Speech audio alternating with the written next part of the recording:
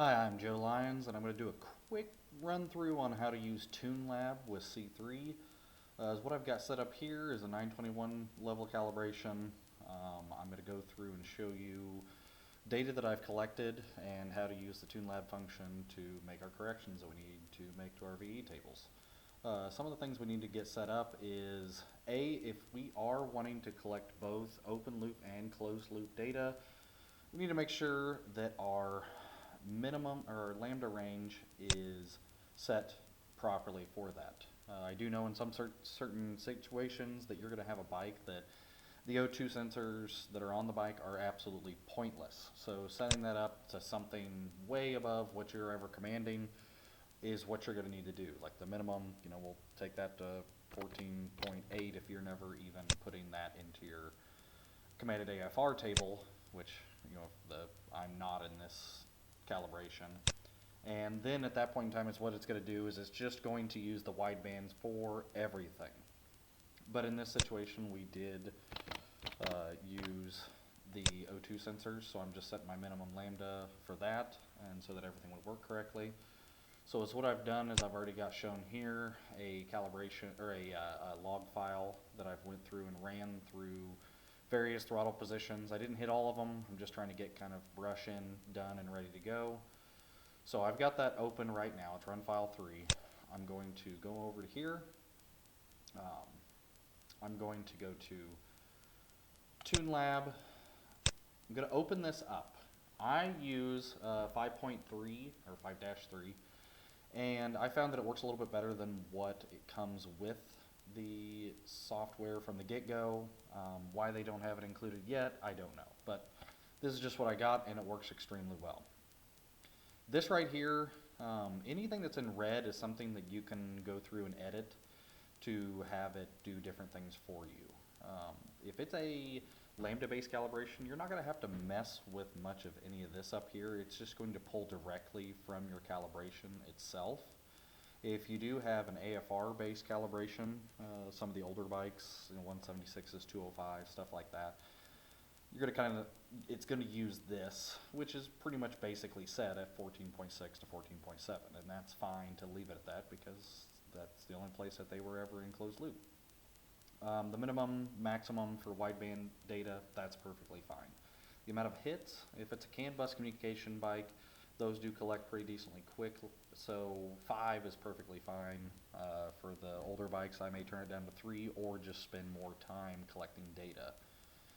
Minimum KPA of 20 for this situation is fine. Let's see here. The other thing, 175, that's our minimum temperature that it'll actually start doing anything with. And down here we've got a value that some people may have to go through and change. I use a target tune module, which is basically also a wideband kit. So the value that I need to use for smoothing is 200. If you're using the actual DynoWare RT wideband kit from DynoJet, then it says right there, turn it up to 500. And those are basically the only things that we really need to mess with. So that now that we've got everything all set up and ready to go, we go ahead and hit our perform correction. Yes, I already have the data file open. If you don't have it open, then of course you're going to browse it, find it, click on it. Okay, so we see here that it's collected data and it's crunch numbers. Evidently in these areas we were probably below the minimum hits, which is fine. This was just a brush in just to get things started and get things close. I skipped on this one the 25, the 40, 80, and 90 just to get the meat and potatoes to hurry up and get something close. So for that we can go ahead and like zero out because I really didn't collect any data for those. Okay. The other thing too, it's going to do the other cylinder. I do have some erroneous data here that I want to go ahead and get rid of also because it's just wonky data that it collected, and I don't want it to go through and make corrections in my VE table. So I'm going to take that, set that to a 0, 0, 0. Didn't hit anything there, so set that to a 0. Alright, so we got everything set up. These were the main throttle positions that I was hitting just to try to rough things in. Boom. It's went through, made the changes for me. Of course, we see that in the areas that I selected 0 and I didn't collect any data, it didn't make any changes. So at this point in time, I'd go through and just do interpolation, hit H, interpolate in between, between, and then same thing over here, interpolate in between. So it's just giving me a basic number in those in between areas, so that whenever I'm finishing up, I can go through and hit every single throttle position, so then it can make the final adjustments that it needs to make to get those set up correctly. Same thing over here, I see that I could probably lower this down, smooth this out so that it's more of a gradual change between everything. Over here, we have an area that was all decel and really wasn't hit. I just need to go through and smooth that out also. And it's made the changes for us on both front and rear cylinder. So you just kind of do those smoothing values in between, go back through, collect more data, get everything more finite and dialed in. And one thing I do have to say is that if you are using an older bike that does not have closed loop capabilities, period, so like your 105s, your 127s, stuff like that, this 5.3 will not work for that at all. This will only work for, let's just say 176 cals and up. Anything that was closed loop capable, that is what this Python file is for. But if you are using target tune and wanting to collect data, I do that a lot whenever if I've got a calibration that's not exactly close for the combination that I'm using, I do use target tune to hurry up and get things closer for me if I know that there's going to be a really large value in some areas that it's going to need to change. Target tune does a great job of being able to make up those differences for me so that I'm not running crazy lean or crazy rich.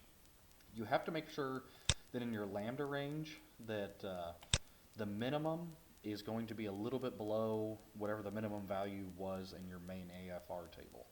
So like for instance, I'm going to set this to like 12.5, and is what that's going to do is that's going to allow it to calculate all the numbers that it was using for target tune, which is basically a complete closed loop system, and be able to use all of those values to input into my VE tables to make the corrections needed. So that's the only thing that you would have to change usually if you have target tune active. If you've got if you're using target tune on one of the older AFR calibrations, like I said, you'd come over to here. That's where only these come into play, that you would change this value right there to something like this, 12.5. And then boom, it's going to know that anything between 12.5 and 14.7 was in a closed loop area, because of course with target tune it would be, and it's going to use those numbers as a calculation to change your VE tables. Other than that, that is using Tunelab with the 5.3 Python file, and like I said, I will have that 5.3 Python file available for people to download to be able to use and make the corrections as I need.